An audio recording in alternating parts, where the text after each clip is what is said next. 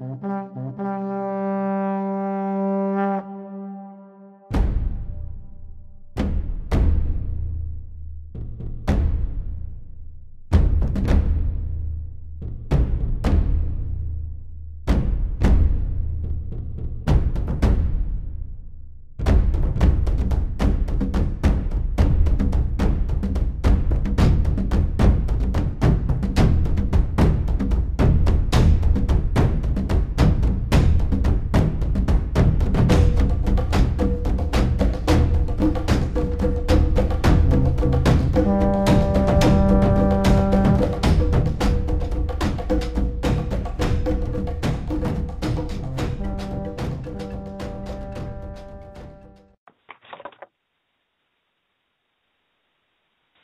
Talk Radio.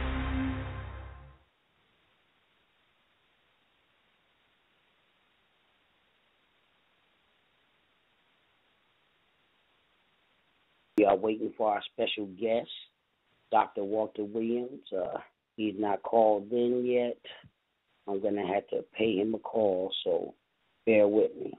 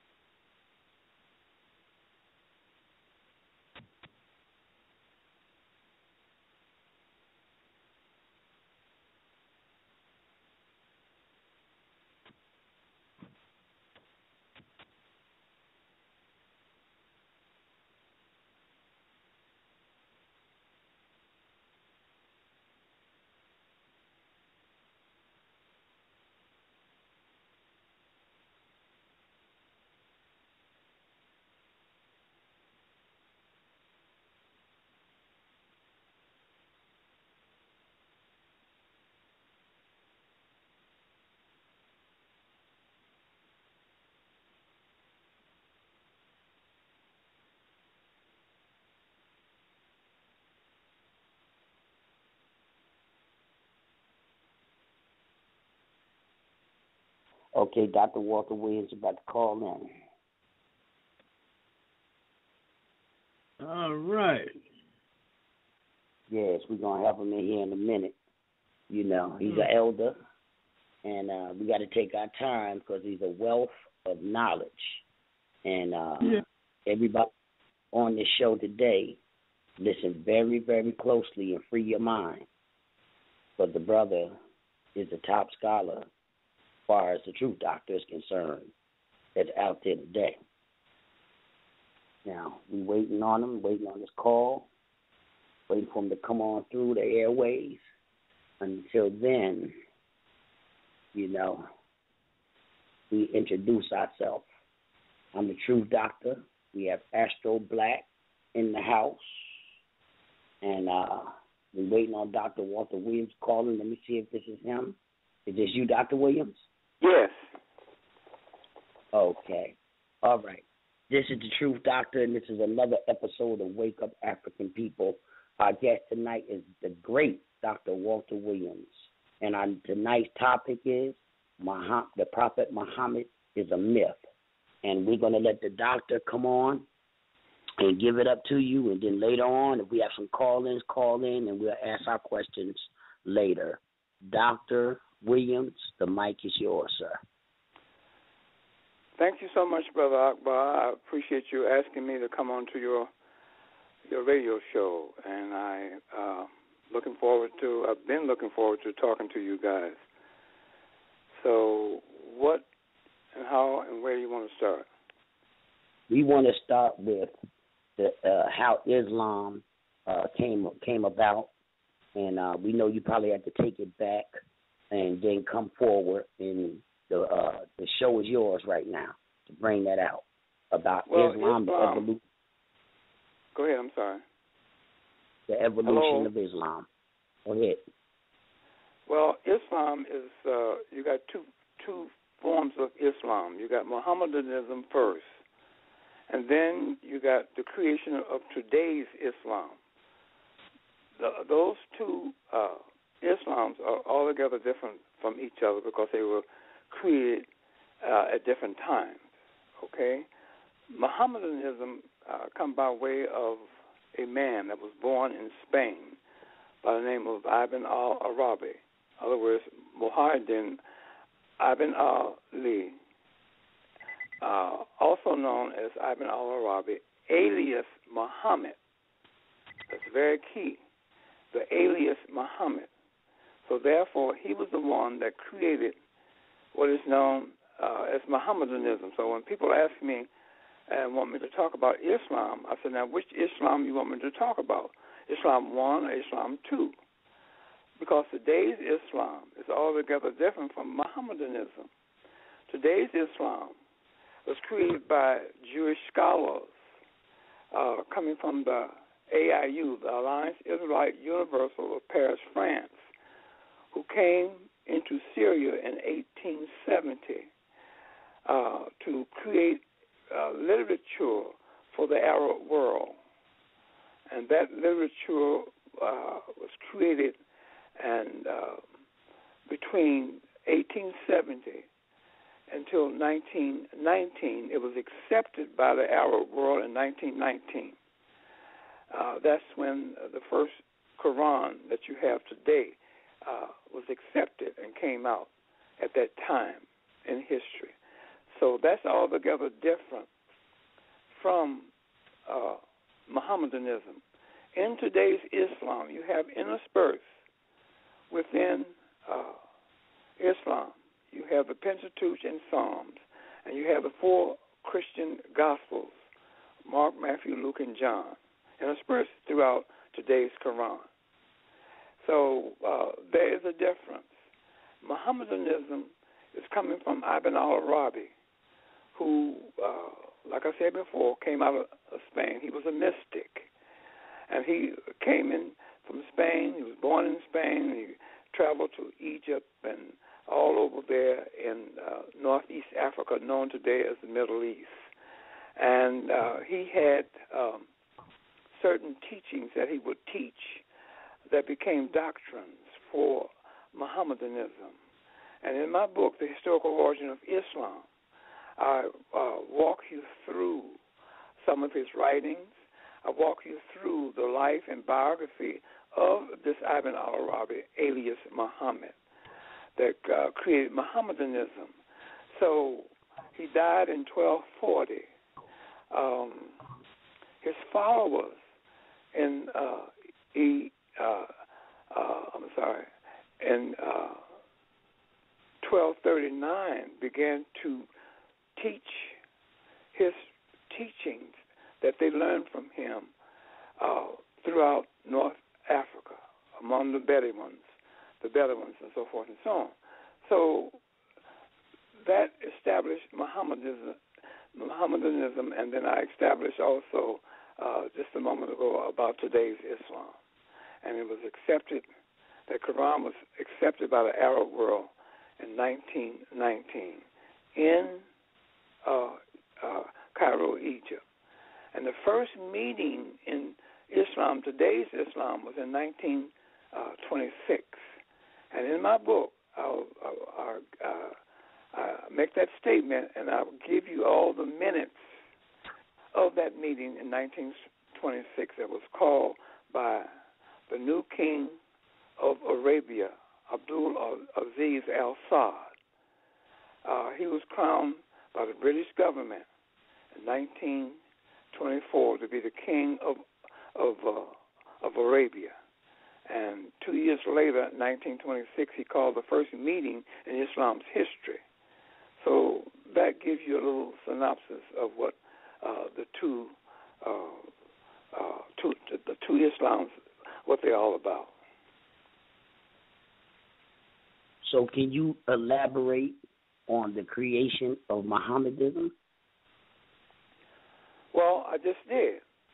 Mohammedanism is based off of the life and biography of Muhammad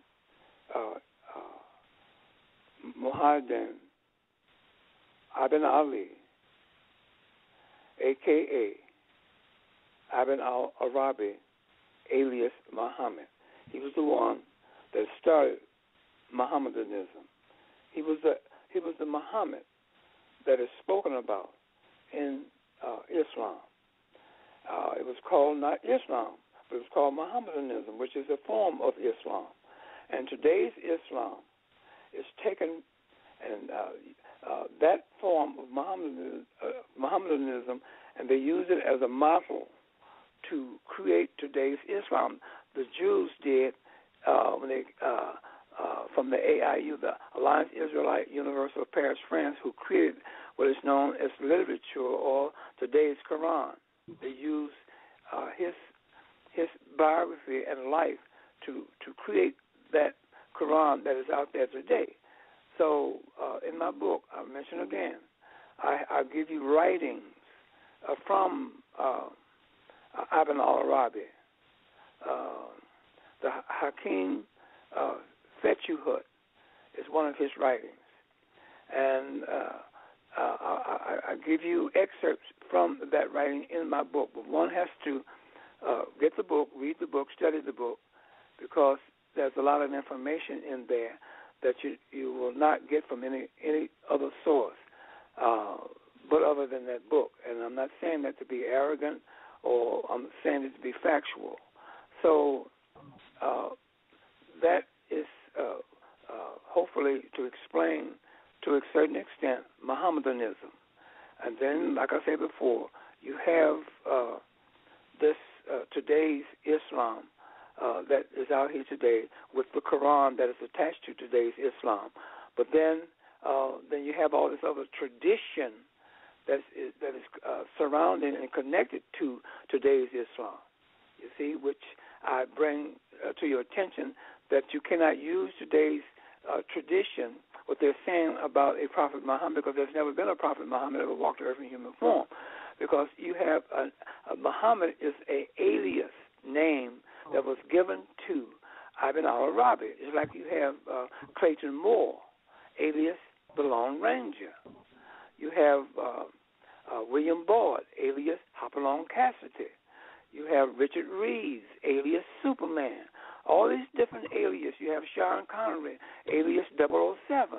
Now, I want to bring this out to the listening audience. Alias, there's a different history from the human being where the alias is attached to. You have the human being on your left. This is a human being given an alias name, and that name that under the alias becomes a character. Now, what you can do with that character as an alias, you can create another history attached to that. You see how they're doing that? You see what I'm saying, Brother Akbar and the rest of you guys? Yes, sir. We see it. That's how they do that. They take that alias, and which is they create another character and put a history to it. You see, and then talk about that, and then they put the two together, and then you think that you're talking about a real life human being. You're not doing that. You're only talking about the alias that they gave you, which is a character. A character is not a human being. So, if one studies my book, The Historical Origin of Islam, then they can get a lot of insight on what I'm saying. You see, and also Ibn al-Arabi became your first Sufi of Islam. A Sufi is an individual who is an elderly man sitting on a bench. This is tradition in saying that, wrapped up in a wool blanket. Another name for is tasawwuf. Okay, mean wool cloth. Okay, that's a Sufi. Another name for the Sufi is tasawwuf. And learned men of Islam, like you have in Christianity. You have monks who are learned men of Christianity. In Judaism, you have sages, learned men of Judaism. So in this, in Mohammedanism or Islam, you have the Sufi, learned men of Islam. You see? So that's some things that you can learn that I'm writing about in my book, The Historical Origin of Islam. Mm-hmm. Yes, Williams. I was to the understanding that the Saracens that attacked, in fact, the Byzantine Empire eventually were Mohammedans. Is that true? No. You see, you have Saracens. I write about that. I got about 3 spots in my book about the Saracens. They are telling you that the Saracens invaded Spain in 711, and they brought Islam in there. That's historically incorrect, because in 711 A.D., there was no Islam. So therefore, if they make that statement and attach it to the name Saracen, then you got to discount the name Saracen, because you cannot put any historical data to that name. Then you got to put them down as non-humans, because you had no, in 711 you had no Islam, even though they're trying to tell you that there was Islam, because they give a date for this Prophet Muhammad of Islam today as being born in Mecca in 570 A.D. And they say in 622 he fled Mecca on his way to Medina, which is the 7th century. And he met an angel by the name of Gabriel, who wanted to pass on to Muhammad the words that God wanted Muhammad to pass on to mankind. And thus Muhammad was an illiterate man, and by way of mnemonics, he learned every word that the angel Gabriel was teaching him, and he dictated the words from the angel Gabriel to a scribe, and thus creating what is known as the Quran. That's historically incorrect. Why? Because in today's Quran, you got, like I mentioned, you have 2 sets of books inside of that Quran. You have, interspersed in that Quran, you have the Pentateuch and Psalms, which is Jewish writings. You have the 4 Christian Gospels, Mark, Matthew, and Luke, which is Christian writings. Now, let's go back. In the 7th century, you had, there was no Jewish literature. In the 7th century, there was no Christian literature. In the 7th century, there was no such thing as a Jew or Hebrew or Israelite. Nothing like that in the 7th century. What you did in the 7th century, you did have Christians, but the Christians did not have many writings until the time of Desiderius Erasmus. In the 16th century, when he brought out in his Novum Instrumentum in 1516 the 3 synoptic Gospels of Mark, Matthew, and Luke. And they always tell you that John came later. John did come later in the King James Version of 1611. After Lancelot Andrews and his group of English theologians created the King James Version of the Bible for and dedicated to King James. And in that King James Version of 1611, you'll find the 4th Gospel of John. You see? And in the 4th Gospel of John, that's where Jesus became a Jew. So all this is history that one has to study and dig up. So, again, tradition is teaching the Muslims that the angel Gabriel, after the flight of Muhammad out of Mecca and so forth and so on, that he met this angel Gabriel, and angel Gabriel passed on the words that God wanted Muhammad to pass on to mankind. That's historically incorrect. I disproved that. Now, if one get a book or an encyclopedia called the Shorter Encyclopedia of Islam on page 390, it says in that book, there is no biography in existence for a Prophet Muhammad. On that same page 390, as you go down a little further, it says they have, they're talking about Europeans, whoever was writing Islam, they say they have no data of a Muhammad ever living in Mecca. So if you don't have a Muhammad living in Mecca, you have no Muhammad. See, Muhammad has got to live in Mecca because tradition says that. You see? And along with the Prophet Muhammad living in Mecca, then you have the flight out of Mecca in 622 and so forth and so on like that.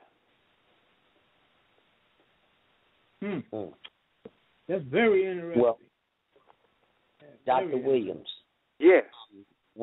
Well, now so it's a lie that the Saracens sacked the Byzantine Empire and turned Hagia St. Sophia to a mosque back in them days.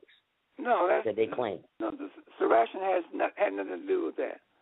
the Hagia Sophia was commissioned to be built by Justinian and his wife Theodora in 632, a commission in African, ancient Egyptian, Coptic architects to build it and design it. Saracens has nothing to do. That's just a story in there. You see, you missed the whole thing. They're trying to use the Saracens to correspond with a traditional date of Muhammad, of today's Islam. They said this Muhammad was born in 570 in A.D. in Mecca, and that he had a flight out of Mecca in 622, the 7th century. So now they're going to say the Saracens went into Spain to bring Islam in there in 711. So I just explained to you why that's not true. Because in 711, there was no Islam or no Muhammad, so forth and so on. And I went through the whole thing with you. Okay. Well, we understood. But can you tell us the date that they actually turned that into a mosque? Can you talk about that? The day that Hagia Saint Sophia became a mosque, a Muslim mosque. It became a mosque in 1453 when Mohammed II took a cannon and blew a hole in the double-walled city of Constantinople. Constantinople today is named and called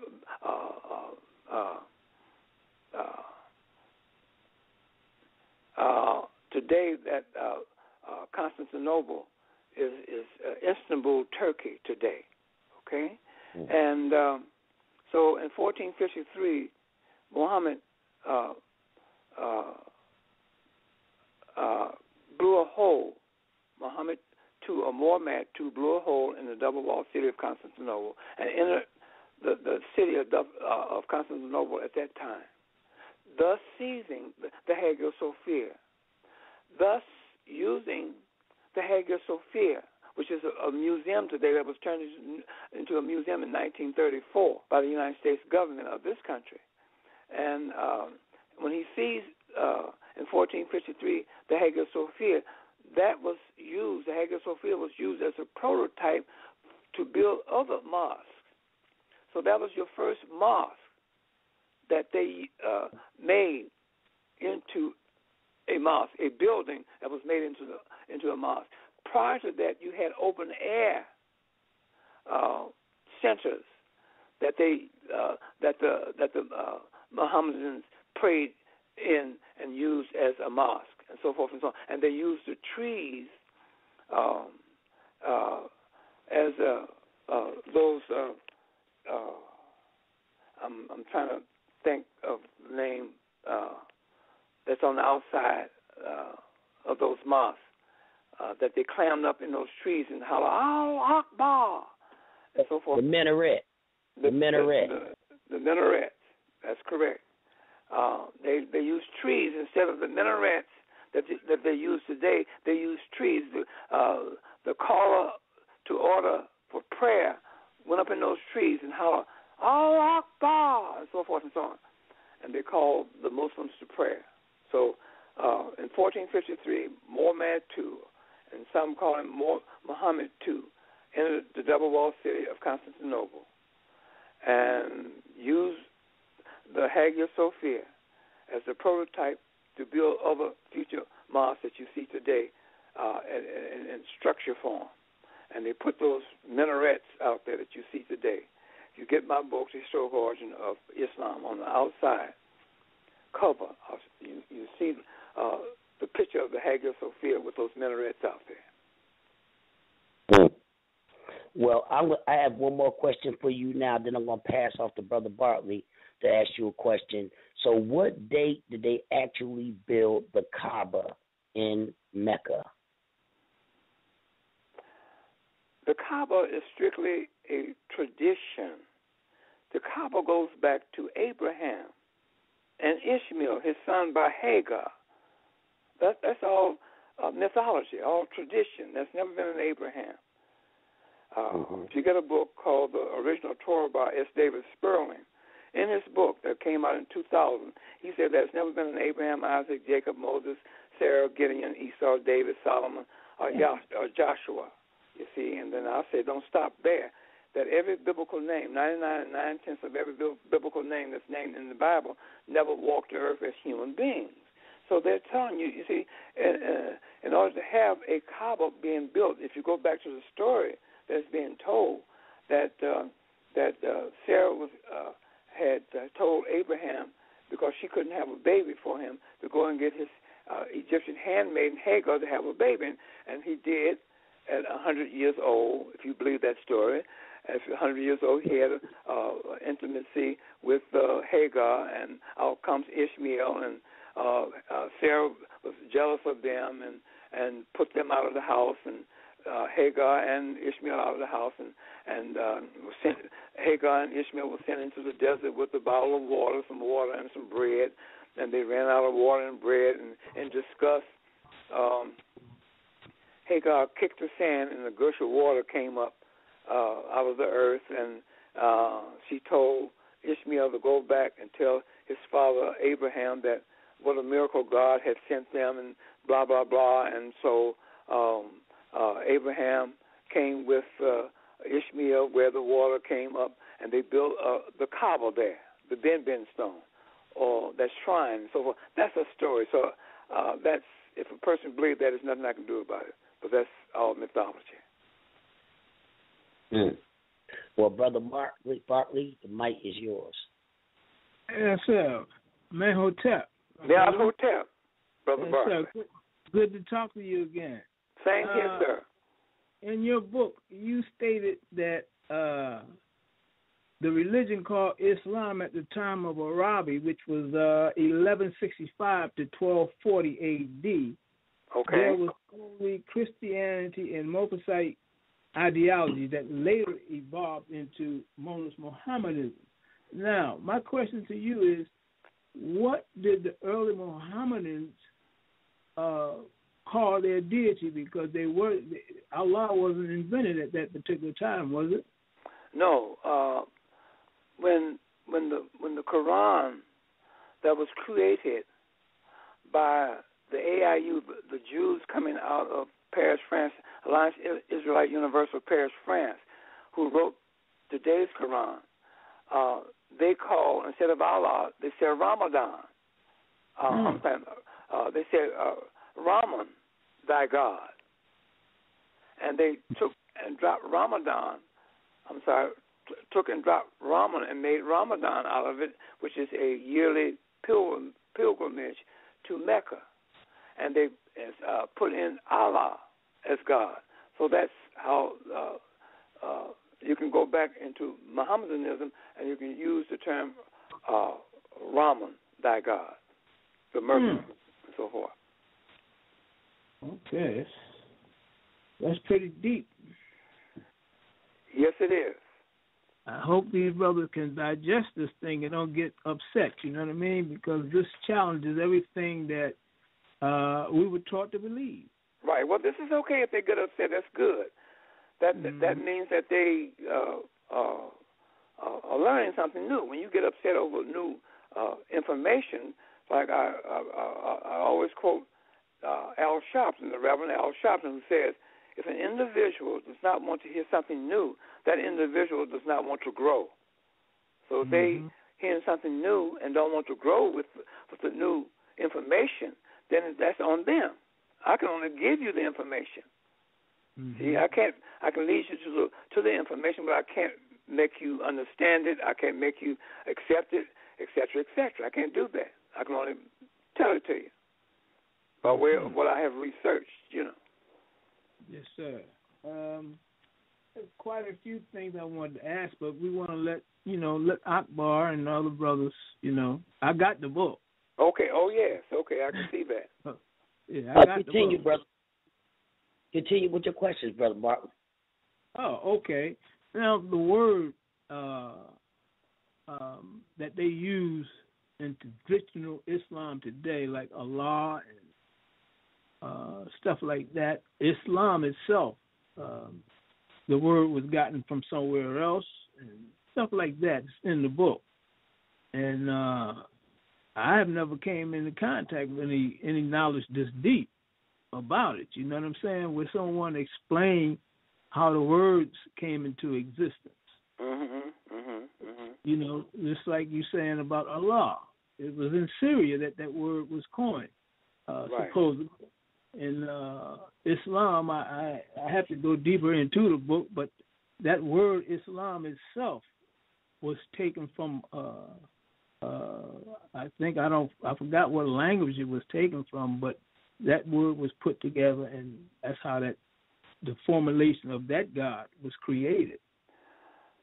Well, they're saying that in today's traditional Islam, they say Islam means the supreme sacrifice, meaning that God is supposedly commanded Abraham to kill his son, Isaac. And when when Abraham was about to do that, God stopped and said, "No, don't do that. You have passed the supreme test. If you're going to kill your son, then you are worthy of my blessings." So that's where the word Islam came from. In today's traditional Islam, they're saying that it is due to the supreme sacrifice. That's what it means. Now, when you get into Mohammedanism, you see, then you have a different take on Islam. Islam and Mohammedanism means one who follows the teachings of Ibn al-Arabi, alias Muhammad. You see? So you got those two definitions are floating out there. Yes, sir. I came across a word, maybe you, being a scholar, you would know what that word is, and it describes most of these religions that they have our people adhering to. And that word is henotheism. You heard of that word before? Repeat that again. Henotheism. How do you spell that? Henotheism. That word supposed to mean alliance to one God rather than any other God. The Greek word for that is Hem, Hem, equals one. The presupposition is that other gods exist in other nations, people having their own gods, but maintain our God is stronger, better than your God. Well, and go ahead. That's the premise for most of these misguided religions. They think that their God is better than the other God. So that's where the competition and the conflict and the political shenanigans come in at. That's correct. You're absolutely right. See, because you see, when the missionaries, let's say, for instance, went into Hawaii to bring into Christianity to Hawaii, they told the Hawaiians over there that your God has no power over our God, which was this Jesus the Christ. Okay? And they took the Hawaiians' God and threw their God in the fire and said, now you see your God burn up. If he had any power, he would not have burned. So your God is worthless. So you accept my God, which is Jesus Christ. So what you're saying, the definition is used in all religions to try to say, my religious God. See, every religion has a God. And each religion is going to try to enforce their God over the masses of people whom they want to convert to these various religions. You see, so you're absolutely right. That's what had happened. That's what is still happening, and it's still going on. Okay. All right. So, any other questions, Akbar? Your buddy there, Astro? I'm going to ask Astro. I want to ask him one more question. Black? Yeah, that's Astro Black. Okay. I'm going to ask him one more question and then pass off to you. So, the great doctor, does Arianism, the ideology of Arianism, have any connection to the growth of Islam? No, it's Arianism is a rejection of Sylvester I accepting Serapis as a god. And Arius said in 319, after Sylvester I had accepted the donation of Constantine, which I write about in my Historical Origin of Christianity book, and I'll tell you that there are three things that caused the Council of Nicaea I to come about in 325. One, the Donatist schismatic controversy and the donation of Constantine, and a strong statement by Arius. Arius, after Sylvester accepted the donation of Constantine from Constantine, to try to get this Serapis image, which is known today as Jesus the Christ, into our Coptic, Egyptian, African secular community, he said that the Serapis was a created creature, dissimilar from the Father.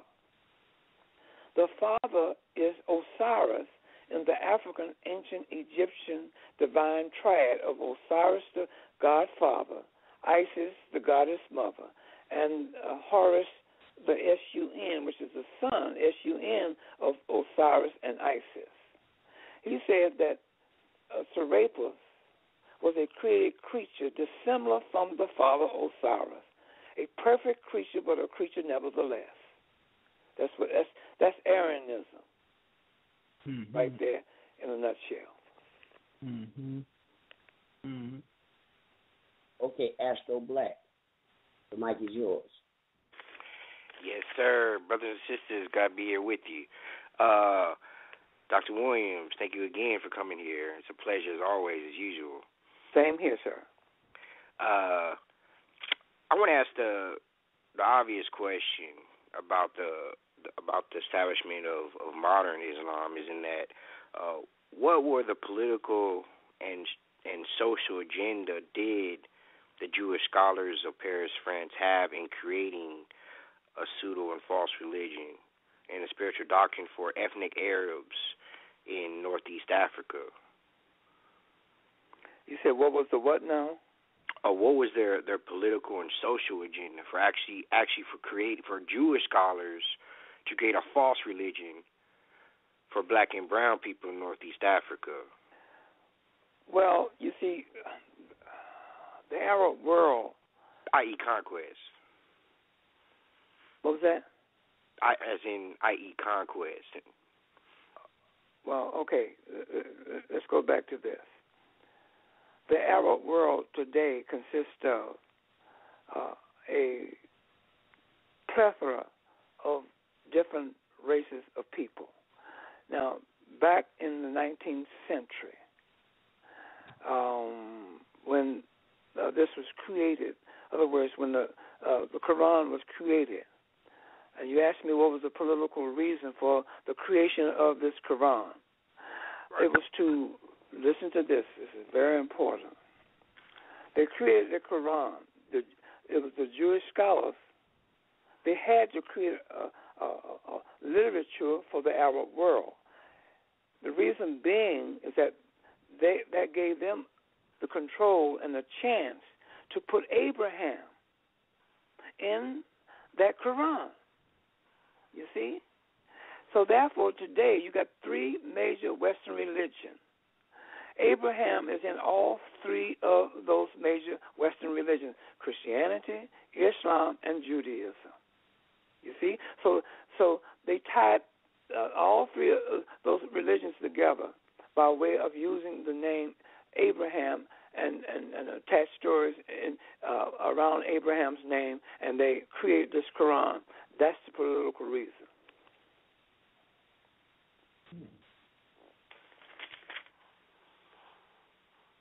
Right on. And thank you for that. And another question I have,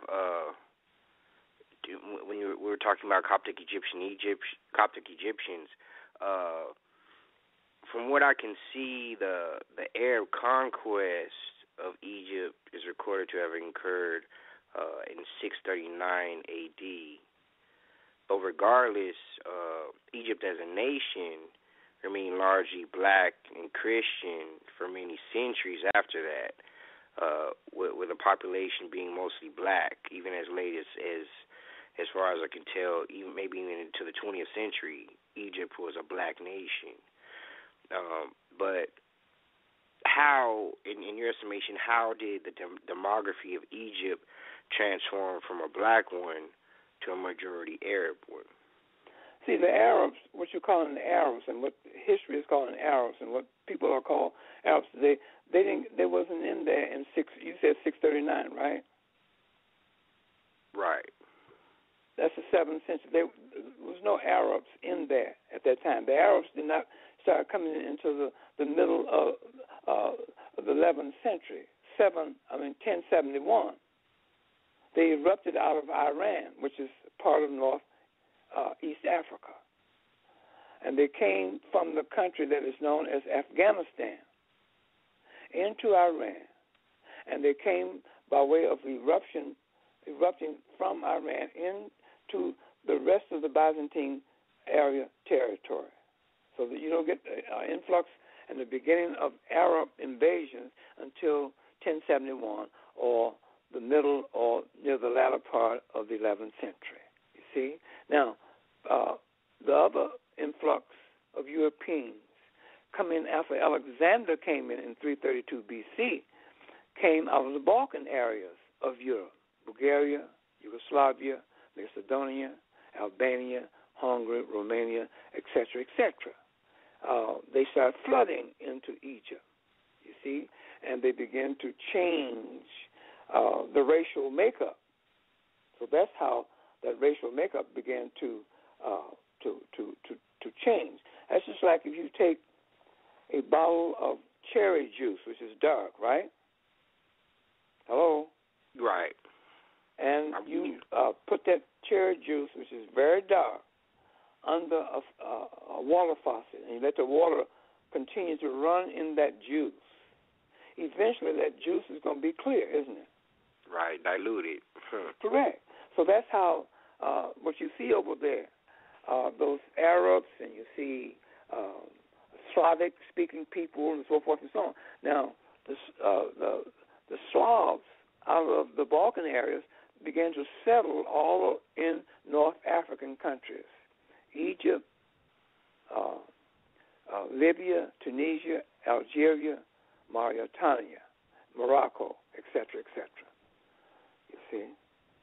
Mm-hmm. That's how it happened. Then when the Romans came in 30 BC to take over the area that is known today as the Byzantine territory from the Greeks, then you get a different influx of people coming in there. They took over from the Greeks, and now you got a Roman occupation of Egypt, Syria, and Turkey, which is East Africa, known today as the Middle East. So that's some of the history that, mini history. I'm just giving you a short overview of it. Okay, I got a question. The Ottoman Turks, right? Mm-hmm. They spread Mohammedanism. They did not spread Islam. I think people are confused about that. Could you clear that up for us a little bit? What you're saying is true. They spread Mohammedanism. The Mohammedanism came from the biography and life of Ibn al-Arabi by his disciples, his students, or his followers. In 1139, a year before he died, they began to spread his doctrine over in that area of the world, over in Turkey, etc., etc. You see? Now, 60 years later, the Ottoman Turks were formed in 1300 under the leadership of Osmanli. That's where you get the word Ottoman from. It's from the founder of the Ottoman Empire, Osmanli. Okay? So 1300 is the beginning history of the Ottoman Turkish Empire. And the Ottoman Turks took the teachings of one Ibn al-Arabi, alias Mohammed, that was being spread by his disciples for almost just about 60 years. And they went up to the rest of the Arabs throughout the territory, because the Ottoman Turks began to take territory from the Byzantine emperors, and thus creating and taking over parts of the Byzantine Empire to be transformed into the Ottoman Empire. So they came up to those notables or tribesmen throughout the Byzantine Empire, now being transformed into the Ottoman Empire. And they came up to them with swords and said, Muhammad or die. In other words, you accept Muhammad or you're going to die. We're going to cut your head off. So the notables quite naturally don't want to die, so they started saying Assalamu alaikum, so to speak, you see.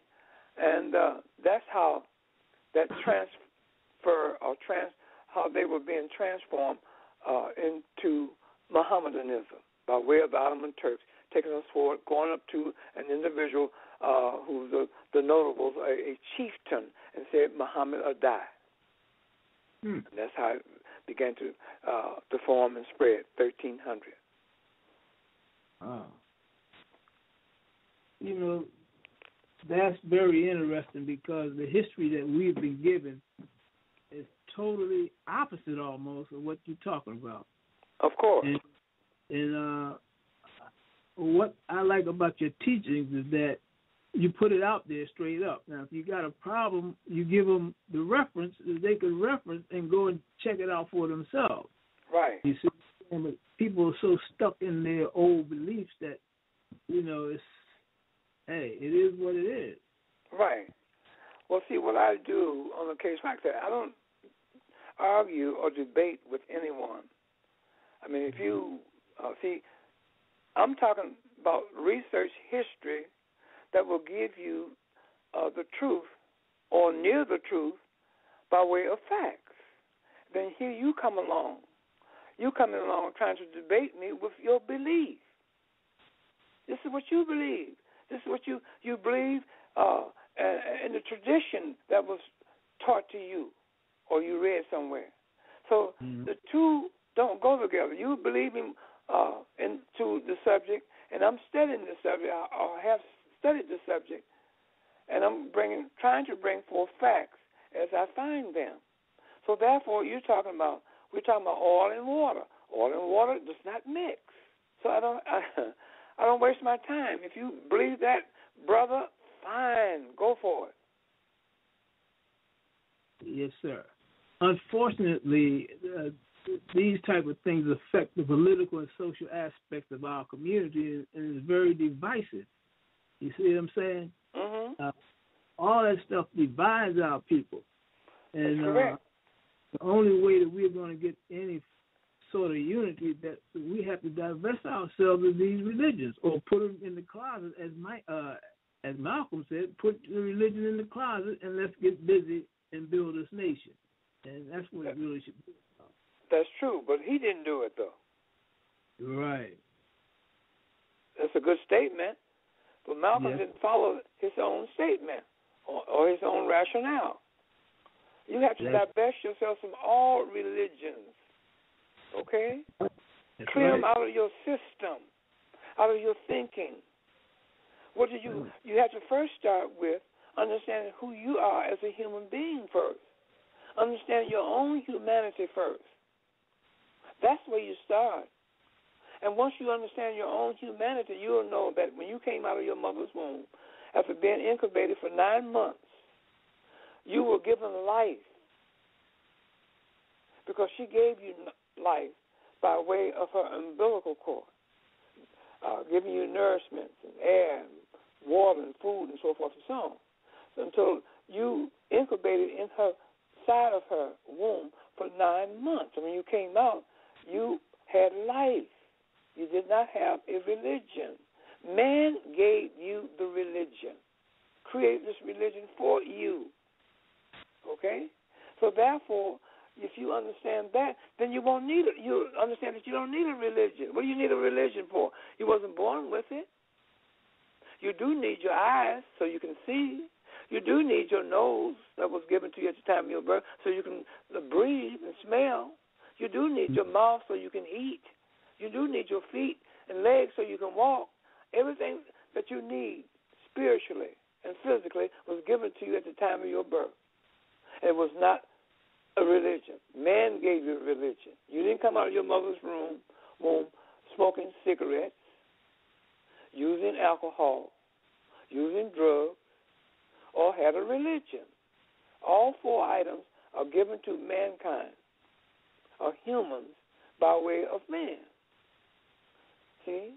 So therefore, you have to understand your own humanity, that you were born without a religion, that your humanity consists of a pineal gland. Pineal gland is a sensory organ that sits in the middle of your brain that serves as a receiver and a sender between you and your personal universe. Every human, you got 7 billion human beings walking this earth. And every one of these human beings, the 7 billion, live in their own universe. They live in their own mind. They're connected to their universe by way of this pineal gland, which is a sensory organ that sits in the middle of your head that serves as a receiver and a sender between you and your personal universe, which is connected to the larger universal, omnipotent universe, which has no beginning, no ending. The bottom of your pineal gland are your nostrils. What do you do with your nostrils? You intake air to keep that your indwelling spirit alive inside of you. And inside of your universe, you create. Creation comes out of that. Mm-hmm. You see? So, so you have to understand something about your own personal spirituality, about your subconscious mind, how it interacts with your conscious mind, and so forth and so on. What's the function of your subconscious mind, and so forth and so on. So these are the things that you need to know. Okay? And you need to take a religion and set it aside, because all religions will give you side effects. And the first side effect is confusion. What is the confusion? Why are you confused? You don't know who you are. Anybody come up and say, I am a Christian, a Muslim, Black, Hebrew, Israelite, a Jew, a Buddhist, a Zoroastrian, or whatever religion, man-made religion that you're telling that you believe in, you're telling me that you know nothing about your own personal humanity.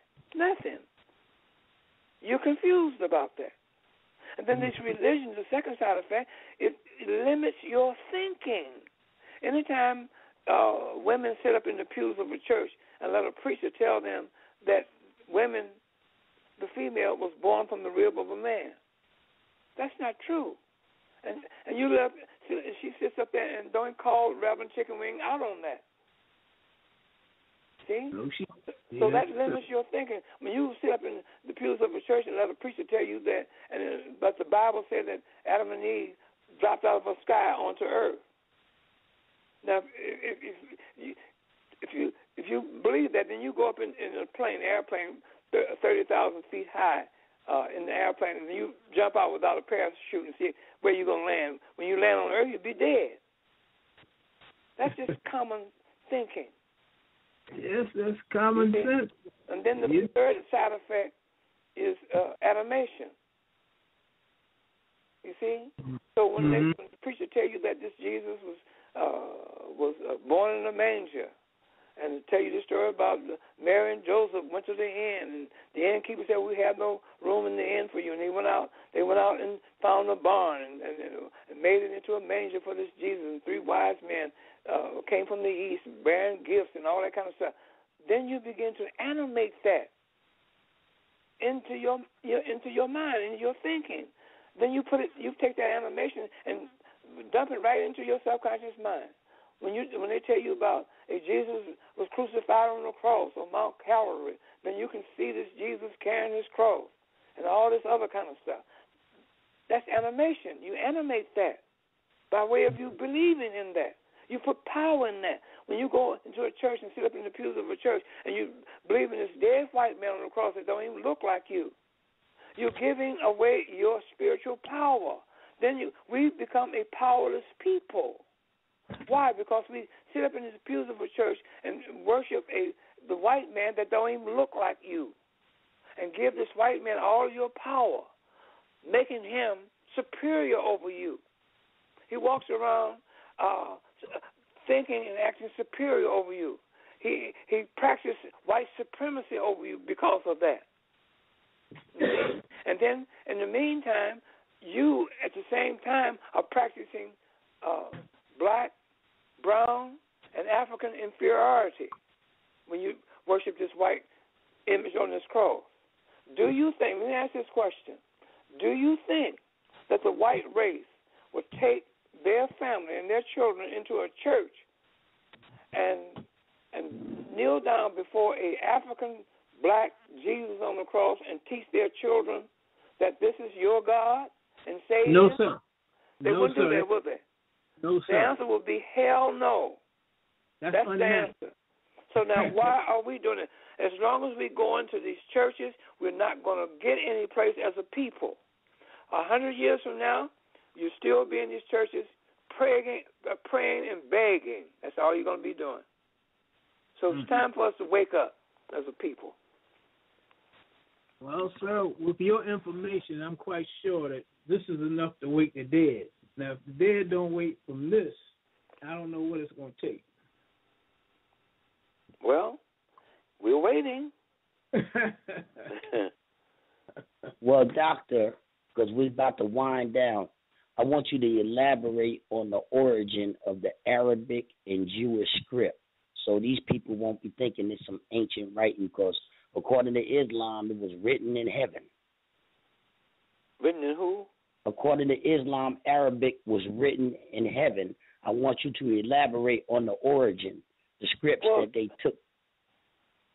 Well, that goes, if a person believes that goes back to you believing in something that's foolish.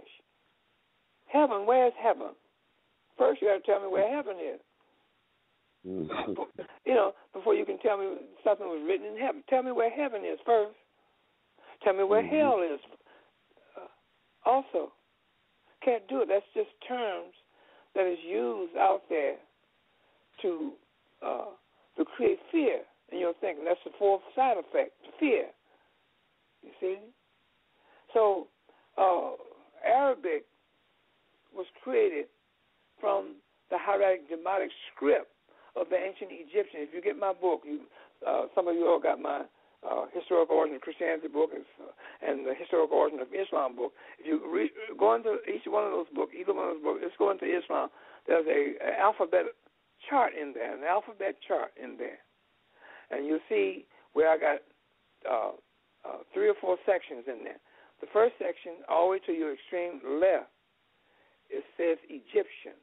And I got 3 rows in there, 3 lines in there, 3 rows.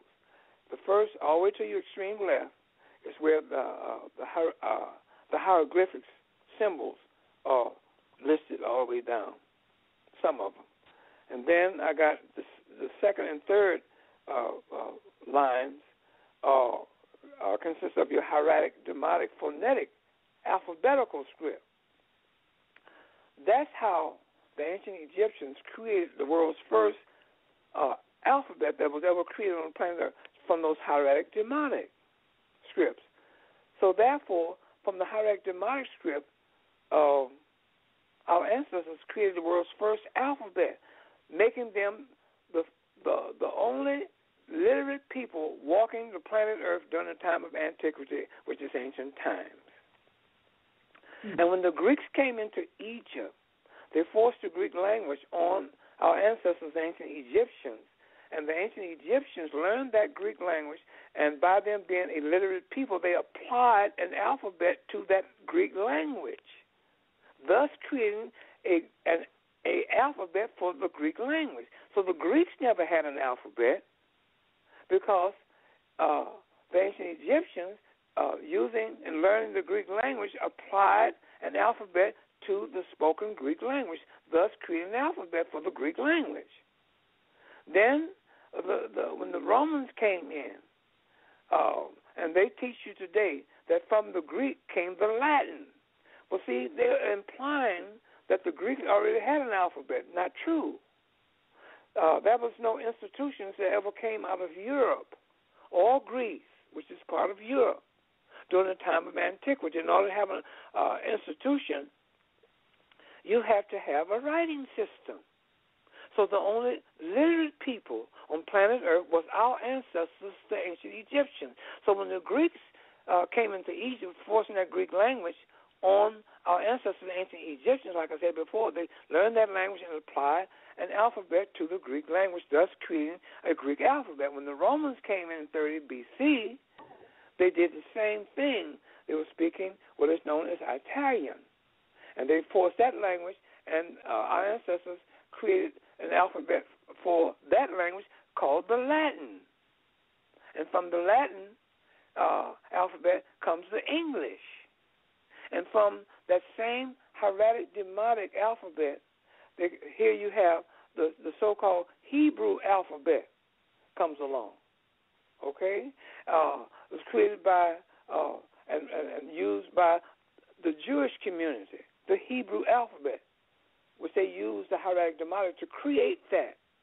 You see? So therefore, that hieratic demotic, go back to that under the heading on that alphabet chart where it says Egyptian, and look at the second and third lines in there.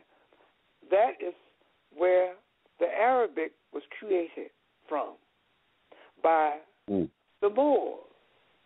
When the eruption, like I mentioned to you before, out of Iran in 1071, or the middle or near the end of the 11th century, coming into the territory where the Byzantine Empire was being settled, and so forth and so on, bringing a new, different form of language, dialects. You see, there's no one Arabic dialect, okay? But you do have a standardized alphabet, which is called the Arabic script, applied to those those dialects. You have many dialects that is under the heading of Arab or Arab dialects. Now, those dialects, if you put, like you take over in Libya, they speak a different dialect than the ones that are spoken in Iran, and then Morocco and Mauritania, and so forth and so on, and even in Egypt, so forth and so on. So therefore, you get all those people speaking what we call the Arabic language into one room, and they be talking to each other. They won't know what each other is saying until they use the standardized Arabic script alphabet, and they can write down what they're saying by using the Arabic alphabet.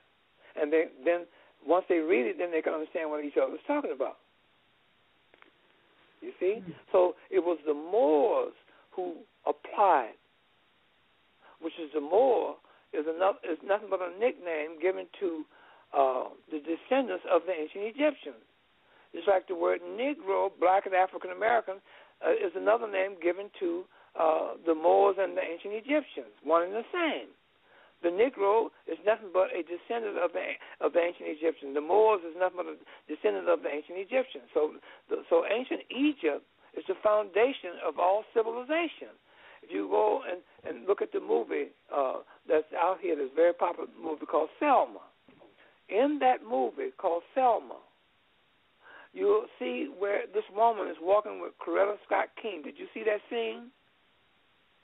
Guys, I'm talking to you all. No. You didn't see that thing? Go and see. I haven't yet seen it. Huh? Probably, no, you don't pay that too much of attention I wasn't really into the movie, but I looked at it a little bit, but it wasn't that interesting to me to keep watching it. Okay, well, in the movie called Selma, the woman in the scene was walking with Coretta Scott King, and she told Coretta Scott King, said, we come from a great people, a people who brought civilization to the world. That's powerful right there. It's telling you that we come from an African people who brought civilization to the world. Now, who are those people that she was talking about? The ancient Egyptians, our ancestors. And they used the name Negro, Black, and African American to keep us away from that, teach you away from ancient Egypt. You see? So getting back to the Moors, which is a nickname, another name for a descendant of ancient Egyptians, they are the ones that used that alphabet, the hieratic Demotic alphabet, and created what is known as the Arabic script. Because over in Spain, those same Moors who brought civilization to Spain in 1051 in the 11th century, middle of the 11th century, they used what is known as the Arabic script for decorations, decorating those buildings that they built over there in Granada and Seville and Cadillac and so forth and so on. You see?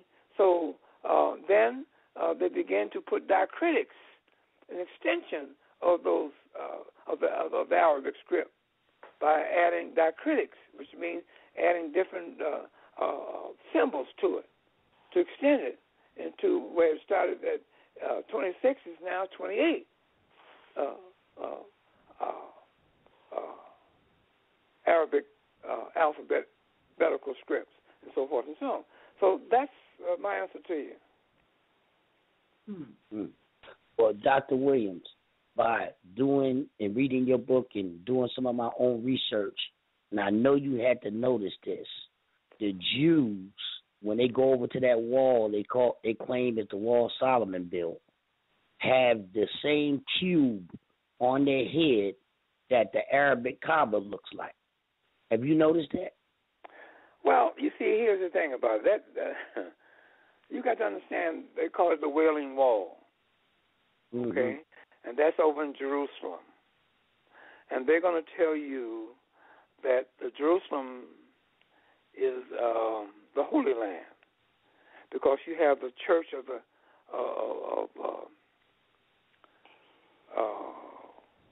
that church that's built there called where Jesus is supposed to be buried, the Holy Sepulchre, the Church of the Holy Sepulchre, and then you have the Dome of Omar over there for the Muslims, and the Church of the Holy Sepulchre for the Christians, and the Wailing Wall is for the Jews. They call it the Holy Land.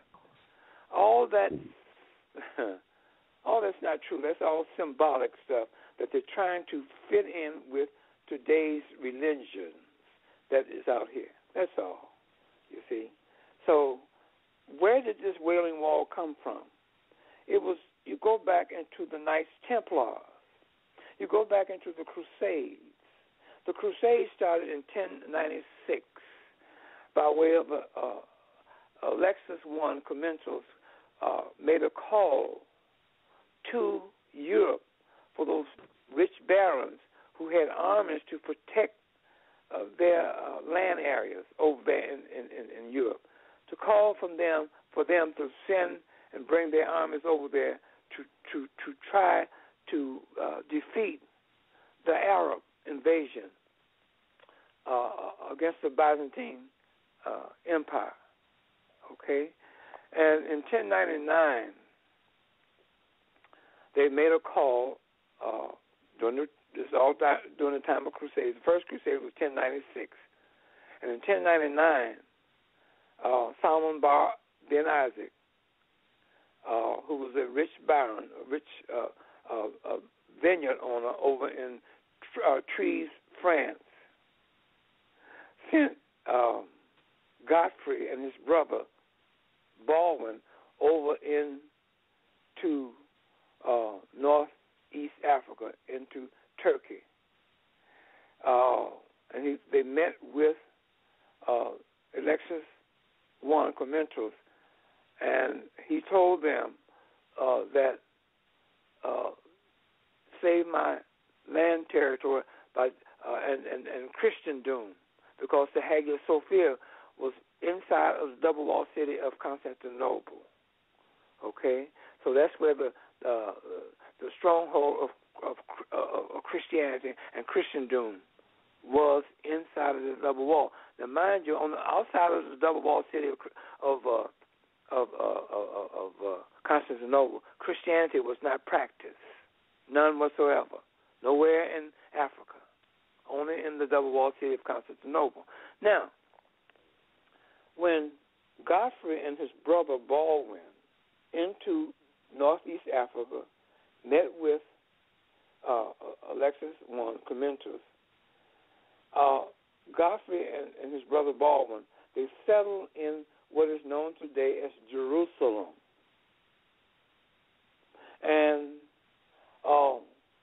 his army, this was in 1099, and members of his army in 1118 formed a secret society known today in history as the Knights Templars. And they got their original charter 10 years later, 1128, the Knights Templars. And they learned how to build from the Moors teaching them how to build building structures. And they became masons. And they began to build a double wall around Jerusalem. Now, hear this out. They built a double wall around Jerusalem. In 1187, Saladin invaded into Jerusalem and took over that territory until they made a deal with the Knights Templars for them to stay there. In order for them to stay there, they had to pay a dihemi tax, or the word dihemi is nothing but another name for rent. So they had to pay a rent to Saladin and the Turks. Okay? And then they built this double-walled city around there, and they began to, like I said, they formed what is known in history as the Knights Templars. Now, a long story short, many years later, when that double-walled city made of bricks was torn down, there was only a little section left of the original wall that was made up in the wall of Jerusalem. And they call that today the Wailing Wall. And they put a story out there. They say in 70 A.D., which is a very common traditional theology, that this Passion and Titus, who was then the Roman curators of Jerusalem, went into Jerusalem and ran the Jews out of Jerusalem and destroyed the city of Jerusalem except for that wall. They left the wall there as a reminder for the Jews who was causing trouble for the Roman government not to come back. You see? So that's a story that's attached to that wall, the Wailing Wall. So it's all mythology. So that's some of the short overview of the history of that. Yes. Before you go off, I want you to tell about your books and everything, but there's one more question. Well, actually, it's an observation. I've noticed that every one of these religions has a black characters in it. Like black people really took part in the ancient. I mean, did they do this to legitimize the religion, or what, Doc? You hit it right on it. You got your own answer. Oh, okay. See, our dark skin Remember this. Our dark African skin denotes ancient. That's what it does. If you notice, everybody, all these religions, wants to get near Egypt to legitimize their particular religion. Mm-hmm. All the time. See? Because they know that that the first civilization, the only and the oldest and the first civilization was started by our ancestors, the ancient Egyptians. See? And see, that's the real reason why they're doing this. Because, see, in Egypt, you don't have to dig in the ground to prove that our ancestors lived over there. You got a pyramid over there. It's 400. Original height of that pyramid was 490 feet tall. Now it's 480 feet. With a base on all four sides, 756 feet wide on all four sides. And they built a sphinx over there. The body of the sphinx is 1 city block long, 6 stories tall, with an African face carved in that sphinx. So they don't have to go no place digging in the ground to try to prove that the ancient Egyptians existed or lived. There it is, right there. You just fly an airplane, and over Egypt, you see the pyramids and the Sphinx looking right at you. You see? So that's the reason why they do it, to use it to legitimize their lives and tradition. So you hit it right on the head. Yeah, well, I can't help this. I'm going to have to ask you this one more question. In your opinion, what happened to all the people, like in Turkey, Anatolia, all the black people in them areas? What happened to them? Did they genocide them, or where did they go? I told, some of them are still over there interspersed with those people. Okay? Like I said before, that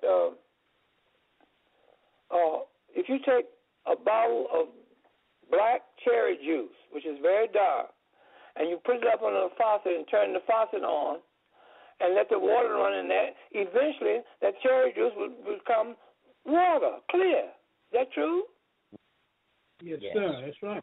So therefore, with the influx of the Europeans coming in over the centuries and the years, change the complexion and the racial complexion of the territory.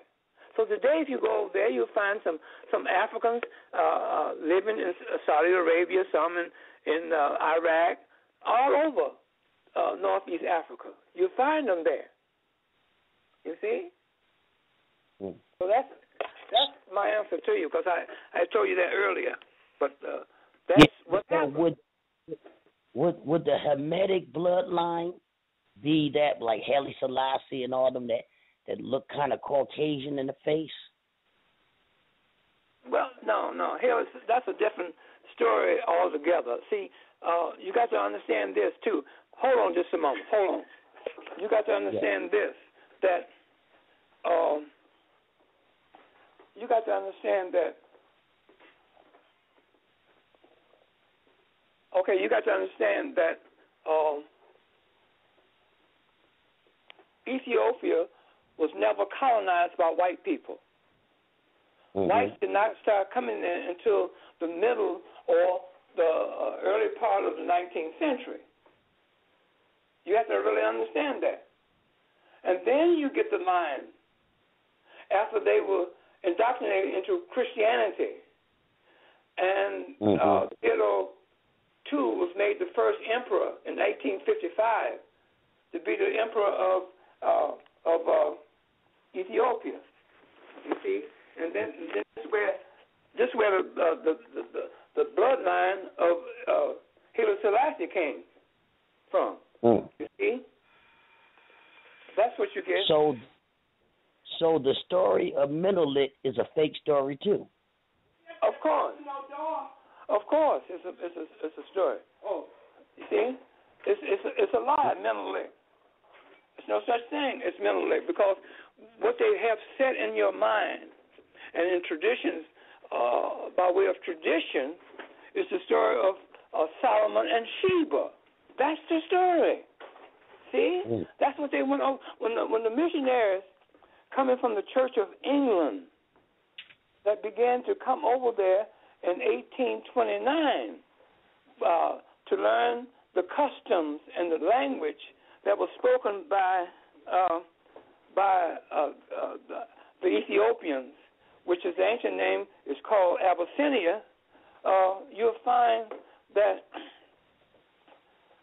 they came over there and to learn the customs and bring the indoctrination of Christianity and Judaism over there. You see? So therefore, that's part of the indoctrination by telling them the story of Solomon and Sheba. They told that to the Gaelic tribes. I'm sorry, without the S, the Gaelic tribe. The Gaelic tribe today, back then, was transformed into the Philosophians against their wishes. See, the word Philosopher means wandering Jew. They didn't want to do that. They had their own customs before these Europeans came in there. So they told them about the Solomon and Sheba story, which is a lie. You see? Deep. That's really deep. Well, this is what happened. So, long story short, in 1855, they took one of the citizens or the inhabitants of Ethiopia by the name of L.I.J. Gassa, G-A-S-S-A, and made him the first emperor of Ethiopia, 1855. Prior to that, in 1829, they came in there. See, the Church of England was doing all of this. The Church of England, in 1799, created the CMS, Church Missionary Society, and of the Church of England. That was in 1799. 10 years later, in 1809, they created the CMJ, the Church Missionary Judaica, to teach Messianic Judaism. Messianic Judaism is taught by way of the Bible. You see? So now, in 1829, the Church of England sent Samuel Gobat into Ethiopia to with his missionaries in order for them to bring Christianity to the Ethiopians or the Abyssinians. Now, like I said before, always keep in mind, this is the first time that Ethiopia was invaded by Europeans. The first known European to ever get into Ethiopia was a man by the name of James Bruce. In 1780, in the 80s, he went down the Red Sea and entered into Abyssinia. He was looking for the source of the Nile River, the water that fed into the Nile. Okay? And he wrote a 5-volume book, of books on In Search of the Origin of the Nile. That was in 1780s. In 1800, the second European by the name of George Annesley, he made a voyage down the Red Sea, and he entered Abyssinia or Ethiopia. Okay? And with his crew of men, they came in there. They were looking for resources, natural resources, and so forth and so on. And then, I'm just giving you a short overview. And then, that was 1800. Then in 1805, the British government sent Henry Salt over there to further find and look for more resources coming out of Ethiopia and to map over there the territory. So in 1814, he came back and he made a report to the British government of what was over there. You see? Now, in 1829, the Church of England sends Samuel Goldbat and a group of missionaries into Ethiopia for the same purpose of trying to find out the natural resources over there. The main purpose of them coming over there was to indoctrinate those Ethiopians into the religion called Christianity. You see? Now, that didn't take well because the Ethiopians were resisting them. So they began to set up English-speaking schools over there. If you see Ethiopians today, they speak good English. Why? Because the Church of England set up schools over there to teach them that. And they had to learn the customs and the language that was spoken over there. They spoke Amharic, Tigrinya, and so forth and so on, mainly Amharic, okay? And they had to learn that, and they did not attempt to try to indoctrinate them into Christianity. It was too soon because the resistance was too strong by way of the Ethiopians. You see? And so, long story short, the British took Lal Gissa, like I mentioned, Gissa, and made him the emperor of Ethiopia in 1855. And in 1855, that's when they began to bring more missionaries over there to teach Christianity. And they got the permission to do that by asking Theodore II, whom they made the first emperor of Ethiopia, to do so. So he says, okay, but don't bring no preachers over here. See? So anyway, he didn't know what the hell he was doing. But anyway, they came in, and those missionaries began to come in there. A doctor by the name of L.T. Kraft and his student, Martin Platt, P-L-A-D, came in there, and they began to learn the customs and the language of the Ethiopians and so forth and so on. And Martin Platt stayed over for 3 years learning the culture of the Ethiopians, and he went back to England, and he had printed up Bibles in the Amharic language. And he got married over there, and while he was there in England, he and his wife came back to Ethiopia laden with 29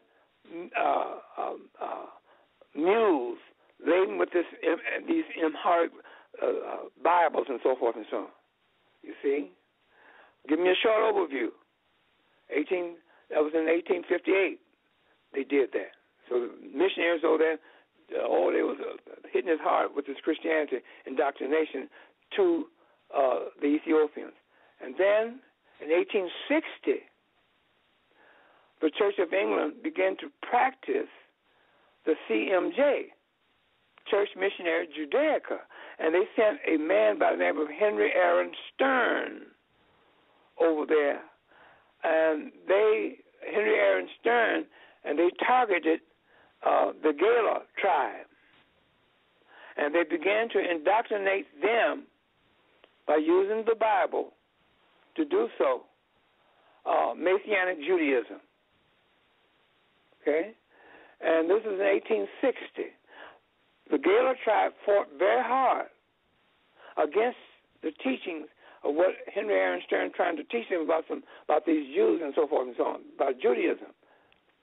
And then that frustrated him to the point where he began to write bitter, hurtful things about them.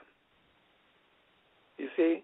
And Theodore II began to attack him and Martin Platt, because see, when when Henry Aaron Stern came over there, Martin Platt was his guide over there to teach him where the layout of the land and language and so forth and so on. So anyway, long story short, that's when they began to teach the Gaelic tribe, known today as the Falashas, about the Sheba and Solomon story. Because if you notice Sheba and Solomon story, that this Solomon is supposed to have impregnated Sheba, the queen of Ethiopia, and she went back to Ethiopia and had a baby by the name of Middleneck. You heard that story, right? Yes, sir. Okay. Well, then that's how that got in there. You see? And then the first emperor of Ethiopia, like I said, was Theodore II. And by him beating up, almost killed Martin Platt and Henry Aaron Stern, the British killed him. Okay? In 1868, he died mysteriously. Well, you can put two and two together. Now, before that happened, before his death, he had sent a note by way of a courier to the Queen of England. And she never responded to his note, and that infuriated him. And he said that all white people were terrible people, that these white people were his enemy and so forth and so on. So they got rid of him.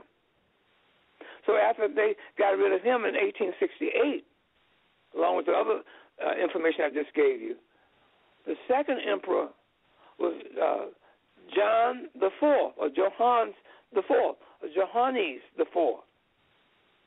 And then your third emperor, after Johannes died, the third emperor was Middleneck. Then after he died, then you had Lao Gasso was the fourth one. He was the emperor.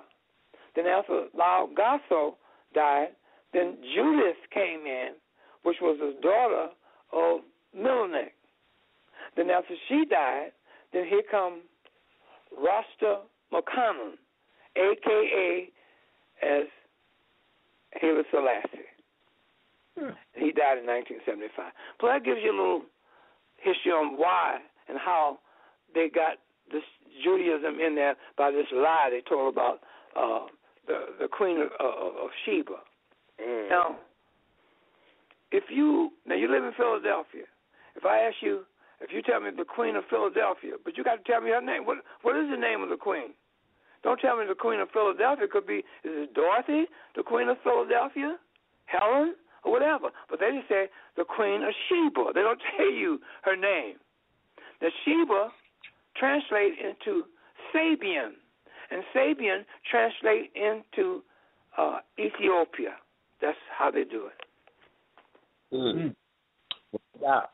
Go ahead and give your information before this thing cut off, because I don't know when it's going to go off, because we're way over time. Hey, okay. If I may, can I ask a question, Brother Akbar? You got to hurry up now. All right. Hey, Dr. Williams, thank you for the information. During the course of this interview, you discussed how hostile conversions are used as a tactic of war, religion as a tool of conquest in the hands of Africa's invaders. And that falls completely in line with what Dr. Henry Clark, who said all religions are chauvinistic murder cults. With that in mind, we've seen in Africa especially a rapid succession of events now in the 21st century where, for instance, you see Libya, which was formerly the richest nation in Africa, become now a failed state. And we see the explosion of religious violence, quote-unquote religious violence, perpetrated by elements like the Boko Haram in Nigeria, which are actually CIA-funded projects that spread chaos and instability and mass murder. I hate to cut you in. What's your question? Because Akbar said we were about to go off. And I want to get in that, Dr. Ben passed today. Right. Well, real quickly, I was going to ask you, what is your analysis of all these geopolitical happenings and instability that are being spread in the 21st century all over Africa? Well, see, I don't have the time, because he said he's going to get ready to cut off. I don't have the time. I have to sit down with you. If I ever, come into Philadelphia, we can, or either next time I come on the air, you can, we have more time. I can go answer that question for you, because there's a lot involved in that question. There's a lot involved in the answer to that question. See, it's not a simple question that you asked me, because you're talking about hello. Right, I'm right here. Yes. Okay, because you're asking me about what's happening today. Then I got to give you a culmination of, by way of history, to get to that point, to get to your answer where you can really understand what I'm saying. But like I said before, I want to, I don't know if you know, I want your listening audience to know that Dr. Benz died today. Yeah, it went out over the internet. Okay, I just want to make sure. But anyway, that answer, I can give you the answer, but it'll take too long to do. I need a platform for that, or even some more time. Go ahead and give up your information so people can know where to get your books and stuff at, Doc. We're going to have you again. You can email me at ancientegyptian@msn.com. ancientegyptian@msn.com. Email me, put your phone number in there, I'll call you back. But that's how you can reach me. My two books are The Historical Origin of Christianity, and the other book is Historical Origin of Islam. The Christianity book is saying that there's never been a man that walked the earth in human form of any race, creed, or color by the name of Jesus Christ never existed. And the Historical Origin of Islam is saying that there's never been a man that walked the earth in human form by the name of Prophet Mohammed never existed. So if you can get those books, those books has been out for many, many, many years. The Christianity book has been out for 23 years now, and the Islam book has been out for 12 years. So it's selling all over the America, UK, the Caribbean, and all English-speaking countries. So, and then you can find me on Facebook and so forth and so on. And like you, Brother Akbar, you're going to send, you have put me out there also on Facebook or YouTube. Is that correct? Yes, we're still editing the tape for the show to go on YouTube. Once we edit it and put it on, I'm going to send you a copy. So you'll see it on there. On my email, okay. That'll be great. My channel on YouTube is Wake Up African People. And Wake Up African People. Wow, what a name. That's great. Okay. My show, Wake Up African People, and my blog website is Wake Up African People. And you can find me on Facebook. It's Akbar Ralston on Facebook. I have one of the most best Facebook pages you ever can see, and you can see a lot of Dr. Williams' work that I'm studying going up on my page. Check it out. Okay.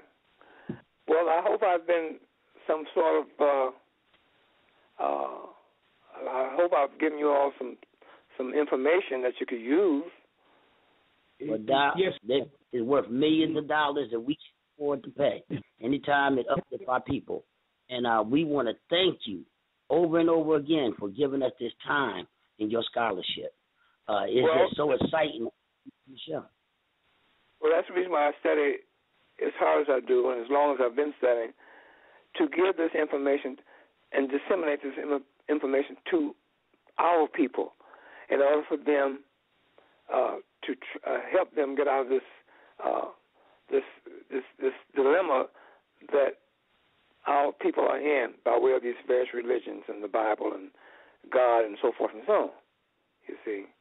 So we have to, next time we talk, we'll talk about God.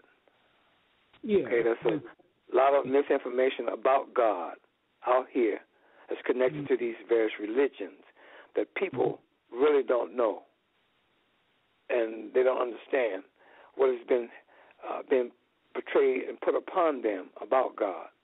You see, and in my lectures I give the audience, I walk you through how the image of this Jesus Christ was made, and I'll walk you through how Christianity came about by way of these 9 ecumenical council meetings that were held. All ecumenical council meetings were held in Turkey, Northeast Africa. And I'll walk you through all that. Council of Nicaea 1-325, the Council of Constantinople 1-381, the Council of Ephesus 431, the Council of Chalcedon 451, the Council of Constantinople 2553, the Council of Constantinople 680, Council of Hieria, that's one right there, the Council of Hieria 754. That's something very new that I've never heard anybody talk about, but that's one of the ecumenical council meetings. And the 8th council meeting, that was the 7th council meeting. The 8th council meeting was Council of Nicaea 2-787, the Iconoclasm council meeting. Then you have the 9th council meeting, the Phocius Philocque council meeting. That was in 869 and 870. So when I give lectures, I walk the audience through all of that. And you can also contact him for lectures too. Bring them out. You can contact me for lectures. Call me email me on my email, ancientegyptian@msn.com, or even if you have any one of my books, Christianity or Islam book, in the very back, that's my phone number there, and the email, and so forth and so on. It's in there. My phone number is there. You can call me. Good. I know that's good to know, because I call you every chance I can get. I just don't want to bother you too much. You're not bothering me. I mean, if I have something to do, I say, hey, brother, I can't talk to you, or whatever the case might be, or I'll talk to you. It's no problem. I mean, I love my African people, you see? Mm-hmm. And if I tell you that I love you and then want to shun you when you call me, then I'm a phony. Yes. Okay? Me and Brother Bartley go to school every time we talk to you. Oh, wow. Okay. That's beautiful. I'm glad to hear that. I'm glad that I am able to disseminate the information to you that you need at this time in your life as you live your life today. And so I'm glad that I can disseminate and clear some things up, because there's a lot of confusion out here. Yes, you sir. See?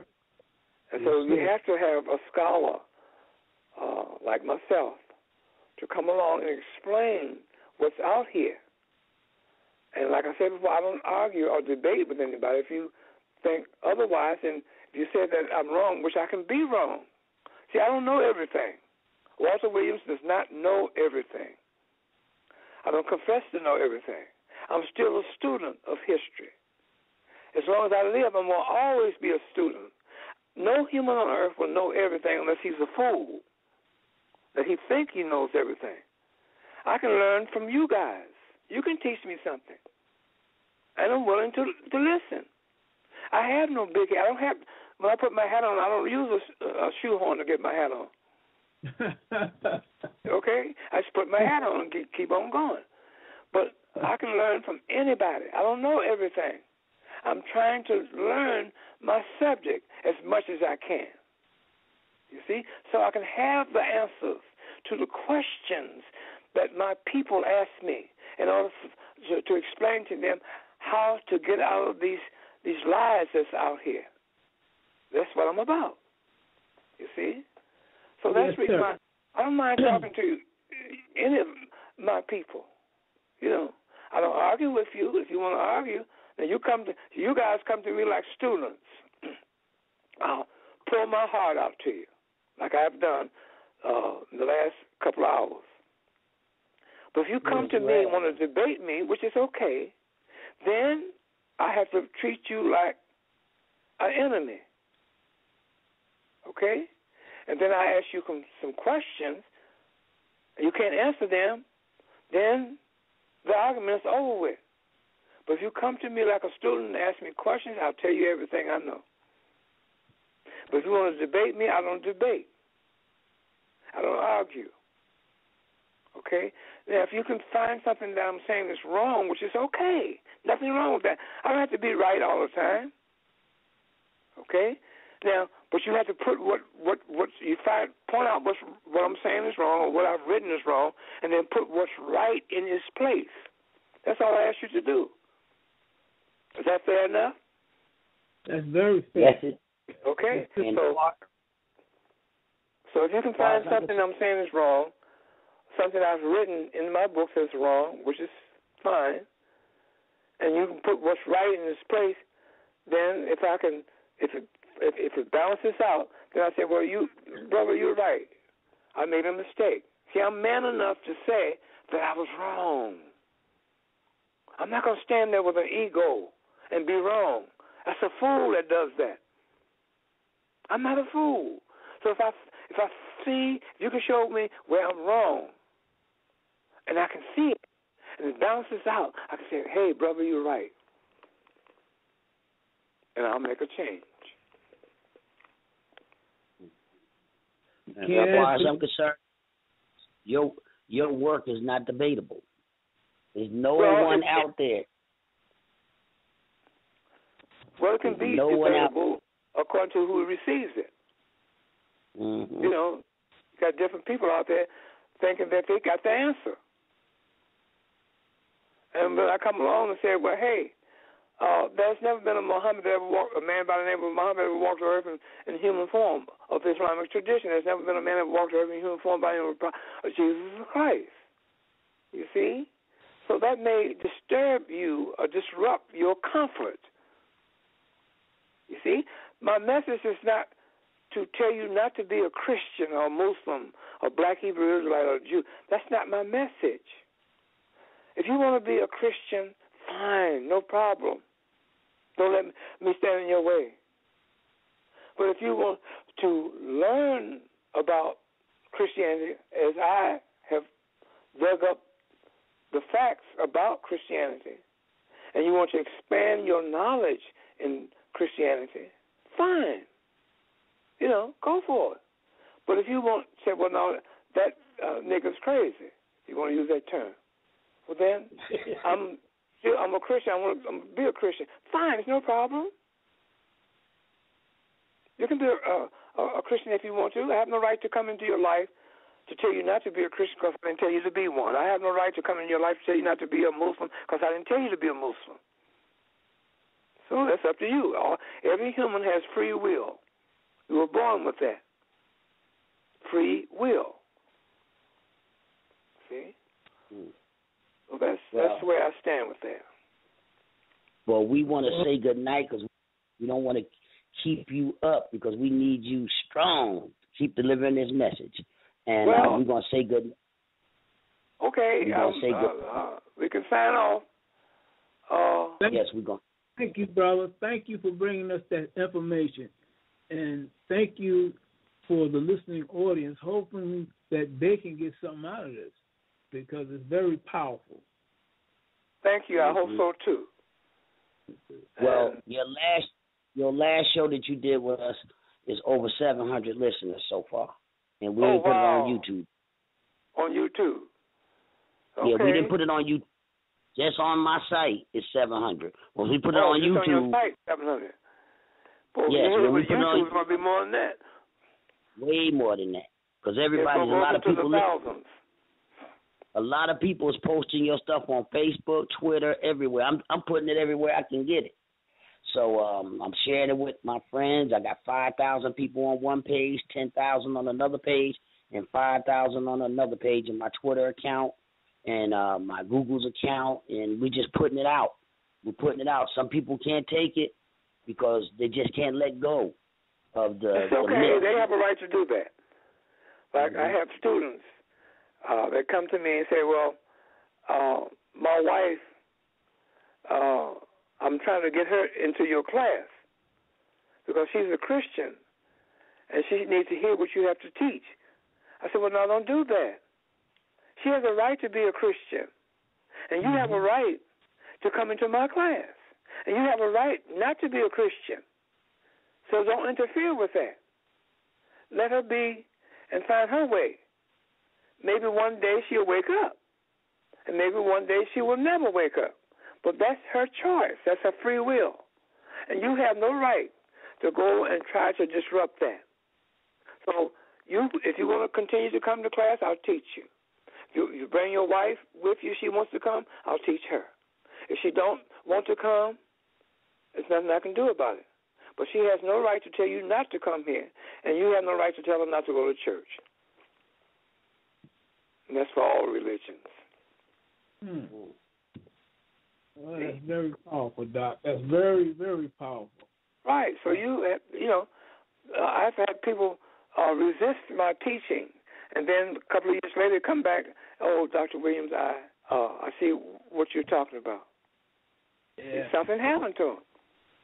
Well, Doc, I can tell you from watching some of these videos, everybody is taking some of the things that you're saying. Mm-hmm. It's catching on. These young boys are really pushing it. They doing a hell of a job. They pushing this your teachings. Okay. And hopefully, things will start changing, and it is changing, but we can't see it. But it's changing. It's changing. You're right. Absolutely right. It's changing. Changing all over our African community. It's right. Low key, but it's changing. It's going to erupt one day. Oh, yeah.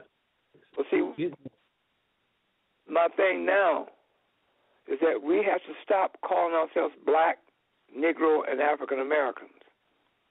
Because Black and Negro and African Americans only can be used in the confine and perimeter of America only.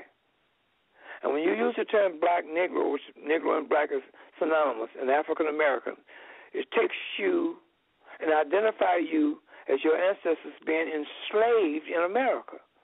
That's all it takes you to the wall of slavery in America. So therefore, the white folks can say that you are inferior. They say that we are inferior because our people go into these churches and worship this white image on the cross, which is the image of the white man. So therefore, they are able to practice white supremacy over you and over us. If you want to stop white supremacy, all you have to do is begin to tell the world that I am an African ancient Egyptian. When you claim your African heritage as being, and identify your ancestors as being the ancient Egyptians, white supremacy collapses. It's over with. It's over with. Because when you call yourself Black, that's a color. I can't find it on the world map of human geography. When you said I'm a Negro, I can't find Negro on the world map of human geography. When you said that I'm an African American, I can't find African American on the world map of human geography, but I can find Egypt on there. And you distinguish yourself by saying I'm an African ancient Egyptian from those Arabs, those white Arabs over in Egypt who saying that they are Egyptians. And they can say that because they live over there. So distinguish yourself from them. We have to identify ourselves as being an African ancient Egyptian. In order to be an African ancient Egyptian, you have to be African to do that. See? And no other race of people can get into that area there. Because you block them when you say, I'm an African ancient Egyptian. And always remember that face on the Sphinx. It's an African. Our ancestors put that there for us to look at. That is our moral legacy left by them. It is lying in the continent of Africa unclaimed because we are not claiming ancient Egypt because of the names that we identify ourselves with. So stop calling yourself Black, Negro, and African American. You are an African ancient Egyptian. That's what you get on the radio and the television, and you tell the world, I am an African ancient Egyptian. Every day that I walk in life, I have a T-shirt in the summertime and a sweatshirt in the wintertime that says, I love my African ancestors, the ancient Egyptians, and I have a great big picture of King Tut on the front on my chest. And I have a picture of the pyramids and the Sphinx on my chest also. And on the back of that, when I wear that pyramid and Sphinx sweatshirt or shirt, I say on the back, my African ancestors, the ancient Egyptians, built the Great Pyramid and the Sphinx. That's what we have to do. Well, we're going to have to take back Egypt. That's what Sun Ra taught us. That's what you have to do. So you got to get them Arabs out of there. He definitely taught us that, and I didn't really understand it until now. Well, that's what it is. He, went around Sun Ra. I met Sun Ra. I was about 18 and 19 years old. Mhm. I used to go around him. I used to play with him. Not the orchestra stuff, the orchestra stuff. We used to gig around Chicago in small combos, playing traditional jazz. Yeah, Sun Ra was a very powerful man here in Philadelphia. Very deep. Yeah, he moved from Chicago to New York, New York to Philadelphia. Yes, indeed. Very powerful man. Right.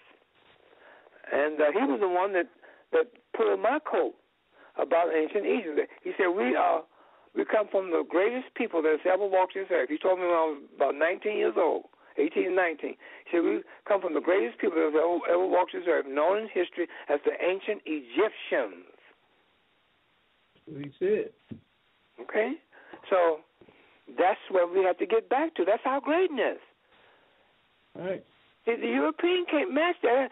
See, in the school system that we're taught, and I forgot to tell Brother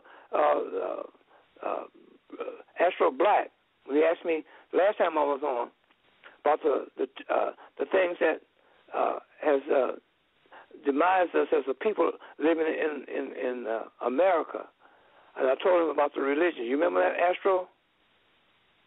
Absolutely. And I told you about the religion, but what I've left out, I meant to tell you, I've kept elaborating, I forgot to tell you that the school system is the one that also helped destroy us. See, when I went to school in the 1930s, they gave me a book called Little Black Sambo. That was my history book. And they gave that book to little white children. And they read that book, and they used to come into the neighborhoods and drive by and see members of our race walking down the street. They said, "Mama, that's Little Black Sambo." And they all laughed. You see? Little Black Sambo, for the people that don't know what Little Black Sambo was about, Little Black Sambo was an African boy that took the tiger by the tail and went around and around a tree until both turned to butter. That's my history. See? That's degrading. They teach you away from ancient Egypt on purpose. They don't want you to know that your ancestors were the people that created the alphabet, mathematics. And do you know what that alphabet, let me tell you something else that people don't realize. With them, our ancestors created the alphabet and the mathematics. And they had a symbolic culture that is known, the symbols in that culture was known as the hieroglyphics. Are you following me? Mm-hmm. Yes, sir. With the creation of the alphabet that was created by our ancestors, and the creation of mathematics that was created by our ancestors, and the use of symbols that was created and used in the culture of the ancient Egyptians, guess what else? What came out of it? You know what came out of that? The creation of music. They created music for the whole entire world. The world today would not have music if it wasn't for our ancestors. Because they took the sound, the first sound of music came from the voice. And they created a scale for the sounds that came out of your voice.